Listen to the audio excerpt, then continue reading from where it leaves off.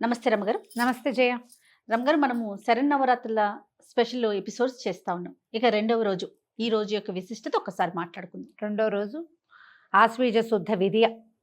ఈ రోజున అమ్మవారిని గాయత్రీదేవి అలంకారంలో వెలయిస్తారు. మనం గాయత్రి అనగానే ఇప్పుడు ఇదివరకటి కాలంలో గాయత్రి ఎవరికీ తెలియదు, రహస్య మంత్రం. ప్రత్యేకంగా గాయత్రి ఉపాసన అంటే కొంతమందే చేయాలన్న నియమము పద్ధతి ఒక కట్టుబాటులాగా ఉండేది. నియమం కూడా ఉండేదా రమ్మగారు? నియమమే చేయాలి, నియమమే. ఎందుకంటే గాయత్రి ఉపాస్య దేవత, ప్రత్యేకంగా ఆమెను ఉపాసించవలసిన దేవత. 24 అక్షరాల మంత్రము చాలా పవర్ఫుల్, చాలా శక్తినిస్తుంది. అంటే మనం ఇలా కమ్యూనిటీ పరంగా మాట్లాడితే తప్పుతోస్తుందేమో కానీ పర్ఫెక్ట్గా సరిగ్గా త్రికాల సంధ్యావందనాదులు చేసి గాయత్రిని ఉపాసించే బ్రాహ్మణుడు ఏ వాడకట్టులో ఉంటే ఆ వాడకట్టులో అనారోగ్యాలు అకాల మరణాలు ఉండవని శాస్త్రం. ఎంత అద్భుతం కదండి. ఇక్కడక్కడ ఏముండదు. అలాంటి వాడు ఒకడు ఉన్నా చాలు. నీకు మన శతక పద్యాలు ఉన్నాయా? అప్పిచ్చువాడు వైద్యుడు, నెప్పుడు ఎడతెగక పారు నేరును ద్విజుడును, చొప్పడిన యూరనుండము చొప్పడకుండినట్టి యూరు చొరకము సుమతి. ఎక్కడైతే అప్పిచ్చేవాడు వైద్యుడు, ఎప్పుడూ ప్రవహించే ఏరు ద్విజుడు, బ్రాహ్మణుడు ఉన్న ఊరికి వెళ్ళు, లేకపోతే ఆ ఊర్లో వెళ్ళకు అని చెప్పారు. శతకకారుడు చెప్పాడు. ద్విజుడు ఇలా, ద్విజుడు అంటే బ్రాహ్మడు అంటే ఊరికే మేము బ్రాహ్మిన్స్ అని చెప్పేవాళ్ళు కాదు. ద్విజుడు 2 సార్లు పుట్టినవాడు అంటే వాడికి యజ్ఞోపవీతం ఉండాలి. ఆ బ్రాహ్మణుడికి ఆ యజ్ఞోపవీతానికి అనుసంధాన దేవత అయిన సంధ్యాదేవత గాయత్రిని ఉపాసించాలి. అతను గాయత్రి ఉపాసన గనక చేస్తే అసలు ఆ బ్రహ్మవర్చస్సే వేరు. 3 పూట్ల త్రికాలము సహస్ర గాయత్రి చేసే వాళ్ళ వెలుగే వేరుగా ఉంటుంది. అలాంటి వాళ్ళు ఉన్న వాడకట్లో వాళ్ళు అందరూ ఆరోగ్యంగా ఉంటారు. చనిపోక తప్పదు కదా జయ, అంతే కదా. మరణము శాశ్వతమైంది, అనివార్యమైంది, అది తప్పదు. అకాల మరణాలు అవి ఉండవు. ఎవరు చేస్తారో వాళ్ళకి కూడా ఇప్పుడు పూర్వకర్మానుభవం ఎంతో కొంత మనం అనుభవిస్తాం, అది తప్పదు. వాళ్ళకైనా ఉపాసించే వాడికైనా చుట్టుపక్కల వాళ్ళకైనా. కానీ అకాలంగా ముంచుకొచ్చేవి అలాంటి వాళ్ళ మొహం చూస్తే పోయేది ఇదివరకటి కాలంలో. మనకి నియమం తప్పటం అనేది ఒక విధానంగా అయింది. కలికాలంలో ఉన్నాం కదా మనం. ఇక ఏ నియమం తప్పినా గాయత్రి అంత పవర్ఫుల్ దేవత. ఈ గాయత్రిని ఎలా ఉపాసిస్తాము? సూర్యుడితో పాటు ఉపాసన చేస్తారు. సూర్యోపాసన లాగానే గాయత్రి ఉపాసన సూర్యుడికి ఎదురుగుండా ఉండి చేయటమే. త్రికాలాల్లో చేయటం అంటే సూర్యోదయము, మధ్యాహ్నము, సూర్యుడు మధ్యం దిన మార్తాండుగా ఉన్నప్పుడు, సూర్యుడు అస్తమించే సమయంలోను, ఈ 3 కాలాల్లోనూ సూర్యుడికి అర్ఘ్యం ఇవ్వటము, గాయత్రి చెప్పుకోవటము, ఈ 2 అనుసంధానంగా ఉంటాయి, కలిసి ఉండేవన్నమాట. ఇప్పటికీ మనకి ఇంకా గాయత్రి చెప్పేవాళ్ళు ఉన్నారు, ద్విజులు ఉన్నారు. కాబట్టి కలియుగాంతం అంత తొందరలో లేదు, ఇంకా సమయం ఉంది. వాళ్ళు తగ్గిపోతుంటే మన సమయం తగ్గిపోతుంది. దీన్ని గౌరవించాలి కానీ ఎట్టి పరిస్థితుల్లోనూ ప్రశ్నించవద్దు, ప్రశ్నించకూడదు. మన ప్రశ్నల్ని మించిన సమాధానం ఉంది అక్కడ, మనకు తెలీదు, వాళ్ళు చెప్పినా మనకు అర్థం కాదు. అంతే. అందుకని చెప్పేలాగా ఏ ప్రశ్న వేయకుండా గాయత్రిని గౌరవించాలి. ఈవిడ 5 ముఖాలతోటి ఉంటుంది అమ్మవారు. ముక్తా విద్రుమ హేమనీల ధవళ ఛాయలు అని చెప్తారు. ముక్త విద్రుమం, ముక్త అంటే ముత్యం, విద్రుమం అంటే ఎరుపు, ముత్యం అంటే తెలుపు కదా. విద్రుమం హేమ నీల ధవళ. హేమ అంటే బంగారపు రంగు, నీలం అంటే నల్లము లేదా నలుపు కలిసిన నీలం అనుకుందాం, ముదురు రంగు. ధవళము ఈ తెలుపు, ముత్యపు తెలుపు వేరు, ఇది వేరు. ఇలా 5 రంగుల్లో ఉండే ముఖాలు, 5 ముఖాలు కలిగి ఉంటుంది. గాయత్రిని ఉపాసించిన వాడికి తిరుగే లేదు. ఆ ఉపాస్య దేవత అయిన గాయత్రిని రెండో రోజు దైవంగా అలంకారం చేస్తారు. ఇంచుమించు మన వైపు అన్ని దేవాలయాల్లోనూ గాయత్రి దేవే కనపడుతుంది, పంచముఖిగా కనిపిస్తుంది.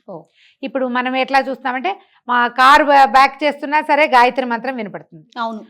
ఫోన్ రింగ్ టోన్లు గాయత్రి మంత్రమే. తర్వాత ఇంటి కాలింగ్ బెల్స్ గాయత్రి మంత్రమే. పిల్లలకి గాయత్రి మంత్రం నేర్పిస్తారు. వాకింగ్ చేసేటప్పుడు కూడా మనం గాయత్రి మంత్రాన్ని వింటుంటాం. ఎవరికైనా ఫోన్ వచ్చింది అనుకో, రింగ్ టోన్ కూడా గాయత్రి మంత్రమే ఉంటుంది. అదేమంత అడ్వైజబుల్ కాదేమో అని అనిపిస్తుంది. ఇప్పుడు మంత్రము పూర్తిగా వెళ్ళాలి, అది మధ్యలోనే కట్ చేస్తాం మనం, అది తప్పు. తర్వాత దాన్ని ఇలా చేయకూడదు. ఒక పవర్ఫుల్ మంత్రాన్ని, శక్తివంతమైన దాన్ని, అంత శక్తి తీసుకోవాలి కదా మనము. అరకొరగా ఎందుకు చేయాలి? అంతేగా. ఏమో అది చేయకూడదేమో అనిపిస్తుంది. ఎవరి ఇది వాళ్ళదైనప్పటికీ పిల్లలకు కూడా గాయత్రి మంత్రం ఉపదేశించడం, నేర్పించడం. ఇప్పుడు నేర్పటం వేరు, ఉపదేశం వేరు. ఈ డిఫరెన్స్ ఒకటి ఉంది కదా. అవునండి. ఇది కొంచెం తెలుసుకోవాలి మనం. ఈ గాయత్రిని ఇంత ప్రత్యేకమైన కథ చెప్తారంటే గాయత్రి దేవికి, పూర్వం అంట అరుణుడని ఒక రాక్షసుడు ఉండేవాడు. అతను త్రికాల సంధ్యావందనాపరుడు. 3 పూట్ల మూడు పూట్ల సంధ్యావందనం చేసి సహస్ర గాయత్రి, 1,00,000 గాయత్రి కూడా చేసేవాడు రోజుకి. అతను విపరీతంగా బల సంపన్నుడిగా అయ్యాడు. బ్రహ్మవర ప్రసాదం లభించింది అతనికి. రమగారు, మీ మాటకు అడ్డొస్తుందని అనుకోవద్దు. నాకు ఎప్పుడూ ఒక చిన్న అనుమానం ఉంటుందండి. రాక్షసులు అంటే రాక్షస దేవతలు ఉండరా? మన దేవతల్ని ఎందుకు పూజిస్తారు, కొలుస్తారు? ఇట్లా అంటే ఎడతెరిపి లేకుండా వారి అనుగ్రహం కోసం పూజా విధానం ఎందుకు ఫాలో అవుతారండి? రాక్షసులు అంటే రాక్షసులకి వేరే దేవతలు ఉండరు. రాక్షసులు అంటే అది ఏదో విచిత్రమైన జాతి కాదమ్మా, వాళ్ళందరూ బ్రాహ్మణులే. కశ్యప ప్రజాపతి సంతానమే, బ్రహ్మ వల్ల జన్మించిన వాళ్ళు, బ్రహ్మ సంతతి. గుణాలు రాక్షస గుణం. గుణం లాగేసుకోవాలి, అంతా నేనే ఉండాలి. ఆసురీ ప్రవృత్తి అంటాం చూడు. కొన్ని ఇప్పుడు మనమే ఉంటాం, మనలో కొన్ని రాక్షస గుణాలు ఉంటాయి. అంటే మనకు కూరలు ఉన్నట్ట, కూరలు కొమ్ములు ఉన్నట్టు కాదు, గుణం అలాంటిది ఉన్నట్టు. వీళ్ళు కూడా అంతే. ఇప్పుడు రావణాసురుడు అసుర లక్షణం, శివభక్తుడు, మహాశివభక్తుడు, పరమేశ్వరుని నేల మీదకి దింపేసిన వాడు. అవును, రుద్రమిని వాయించి శివుణ్ణి ప్రత్యక్షం చేసుకున్నాడు. ఆత్మలింగాన్ని పట్టుకెళ్ళగలిగిన ఘనుడు. మరి ఇప్పుడు ఏదో అయితే ఎలా చేయగలిగాడు? రాక్షసులు, అసురులు అని, మన దానవులు అని చెప్పే వీళ్ళందరూ కూడా బ్రహ్మ సంతానమే. ఆయన నుంచి జన్మించిన బట్టి కశ్యప ప్రజాపతి దేవతలకి రాక్షసులకి కూడా తండ్రి. వీళ్ళందరూ ఒక జాతికి చెందిన వాళ్ళే. ఇందులో ఏమైంది? ఇంకా ఇంకా ఇంకా వాళ్ళు తపస్సులు మానేసి క్రూరత్వపు లోపల ఒక ప్రవృత్తి తలెత్తుతోంది. ఇంకా క్రూరతని అనుసరించి వెళ్ళారనుకో, వాళ్ళు మెల్లిగా తరాల వెంబడి ముందుకెళ్లేసరికి క్రూరత్వమే మిగులుతుంది. కానీ వాళ్ళలో తపస్సు, సాధన, భగవదారాధన మిగలదు. మిగలక చివరికి చివరి జాతులకు వెళ్ళేసరికల్లా ఏమవుతుంది? మనకి కుక్కమూతి పిందెలు పుడతాయని చెప్తాం. అట్లాగే వీళ్ళలో ఏంటంటే విపరీతమైన ప్రవృత్తి ఉన్న వాళ్ళు పుట్టారు. కానీ వాళ్ళందరూ కూడా ఇక్కడి నుంచే సంతానం. DNA ఒకటే, అదొకటే ఉంది. అయితే అరుణుడి కథ చెప్తున్నా. అరుణుడు తీవ్రమైన తపస్సు చేసి అతను ఎట్లాంటి వరం సంపాదించాడంటే, నాకు మరణం వద్దు, నో మరణం అని అడిగాడు. బ్రహ్మదేవుడు ఒప్పుకోలే. నాయన, మరణం లేకుండా వరం కుదరదు, మరణం అనివార్యం. కావాలంటే నువ్వు ఇంకో కొన్ని వేల ఏళ్ళు బతకచ్చు, వరం మార్చి అడగమంటే, అయితే ద్విపాత్తులు చతుష్పాత్తుల వల్ల మరణం లేదు అని అడిగాడు. మరణం లేకుండా వరం కావాలి. ద్విపాత్తులంటే మనలాగా 2 కాళ్ళ మీద నడిచేవాళ్ళు. చతుష్పాత్తులంటే జంతువులు, 4 కాళ్ళ మీద నడిచే ఏ జంతువు వల్ల. ఇప్పుడు ద్విపాత్తులతో మరణం లేదనుకో, మనుషులతో లేదు. అప్పుడు ఏ పులినో ఏ సింహాన్నో చేసి చంపేస్తారు. అమ్మవారు చాలాసార్లు చేసింది అట్లా. అవునండి కదా. అందుకని ఏం చేశాడు? ద్విపాత్తుల వల్ల మరణం వద్దు, చతుష్పాత్తుల వల్ల మరణం వద్దు, నాకు ఈ రెండిటి వల్ల మరణం లేకుండా వరం ఇవ్వమని కోరుకున్నాడు. కానీ ఇతన్ని ఎట్లా చంపాలో వీళ్ళకి తెలియలే. అప్పుడు పరమేశ్వరుడి దగ్గరికి వెళ్తే ఆయన ఏం చెప్పాడంటే, ఇతను గాయత్రి మంత్ర అనుష్ఠానపరుడు, గాయత్రి మానేస్తేనే వీడిని మీరు సంహరించగలరు అని చెప్పేసరికి వీళ్ళు బాగా ఆలోచించి, నువ్వు మంత్రం చేస్తున్నావు, అది మానే అంటే వాడు ఎందుకు మానతాడు? అదే నీ బలం రా అంటే అసలు మాంట కదా. బృహస్పతిని ప్రేరేపించి పంపించారట దేవతలు. అప్పుడు బృహస్పతి వెళ్ళి సోదరా అని సంబోధిస్తే అరుణుడికి నచ్చల. నేనేమో దేవతలకు శత్రువుని, త్రిలోకాలు ముల్లోకాలు నేను జయించి నా చేతిలో పెట్టుకున్నా, నువ్వేమో నా శత్రువుల గురువువి, నేనెట్లా నీకు సోదరుణ్ణి అవుతానంటే, అదేమిటి నాయన, నువ్వు గాయత్రి మంత్రానుష్ఠానపరుడి, నేను గాయత్రి మంత్రానుష్ఠానపరుడిని, ఒకే మంత్రాన్ని అనుసంధానం చేసేవాళ్ళు ఒక్కో గురువు దగ్గర చెప్పుకున్నట్టు. అంటే మనం ఏమయ్యాం? సహాధ్యాయులు, సోదరులు అవుతారు సహజంగా. కాబట్టి నువ్వు నేను సోదరులం. నా వల్ల దేవతలందరూ కూడా నీకు సోదరులే అనగానే నేను నచ్చల. దురహంకారంతో అరుణుడు ఏమనుకున్నాడంటే, నా శత్రువులే కాకుండా నాకంటే బలహీనులు వీళ్ళు, దేవతలు నాకు లొంగిపోయారు, నేను వాళ్ళని జయించానంటే ఏమిటి అర్థం? నేను గొప్పవాడిని, వాళ్ళు తక్కువ వాడిని. మరి నాకంటే తక్కువ వాడు చేసే ఉపాస్య దేవతను నేనెందుకు ఉపాసించాలి అని గాయత్రిని మానేశాడు. గాయత్రి ఎప్పుడైతే మానేడో బలహీన పడిపోయాడు. దేశంలో ధర్మం బలహీనపడ్డానికి గాయత్రి మానేయటమే కారణం. వ్యక్తి ఒకడి దగ్గర నుంచే బలహీనుడైపోయాడు. ముల్లోకాలు జయించిన వాడు ఒక్కసారిగా మరణానికి ఆసనుడైపోయాడంటే ఏమిటి అర్థం? గాయత్రితోటి మొత్తం పోయింది. పోయేసరికల్లా వీళ్ళు ఏం చేశారు? ఇప్పుడు అమ్మవారిని ప్రార్థించారు. ఇతనికి ద్విపాత్తుల వల్ల చతుష్పాత్తుల వల్ల మరణం లేదు, మేమందరం యుద్ధానికి వెళ్తాం ఇతన్ని ఎట్లా సంహరిస్తావో సంహరించు. అందరూ దేవతలు భూమోకమ్మడిగా ఇతని మీద పడ్డారు. అప్పుడు అమ్మవారు వచ్చి ఇతన్ని భ్రామరీ శక్తితోటి సంహరించింది. ఇతనికి చతుష్పాతులు ద్విపాతులు కాకుండా ఇంకేమున్నాయి, మనకి వేరే కాళ్ళు ఉన్న జంతువులు లేవు. అమ్మవారి దగ్గర ఉండేటువంటి భ్రమరము ఎన్ని కాళ్ళు ఉంటాయి, దానికి 6 కాళ్ళు ఉంటాయి. షట్పది అంటారు దాన్ని. అవును, షట్పదము అంటే భ్రమరం. కొన్ని కోట్ల కొద్ది భ్రమరాలు వచ్చి ఇతన్ని సంహరించినాయి. వాడు వరం ఎంత బాగా కోరుకున్నాడో చూడు. రాక్షసుల వరాలన్నీ ఇలాంటి విచిత్రమైనవే. హిరణ్యకశిపుడు అడిగాడు, నరుల వల్ల వానరుల వల్ల మరణం లేదు, ఇలా కావాలి, వాకిట్లో కావాలి, బయట కావాలి, ఇంట కావాలి అని అడిగాడు. ఇన్ని రకాల వరణాలు లేవు, ఇన్ని రకాల వరాలు ఎక్కడో చోట అడ్జస్ట్ అయ్యి చివరికి ఏం చేశారు, నరసింహమూర్తి వచ్చాడు. అంతే. రావణాసురుడు అడిగాడు, నరుల వల్ల వానరుల వల్ల మరణం వద్దు అని. నరులు వానరులు కలిసికట్టుగా వెళ్ళి రావణాసురుడిని సంహరించారు.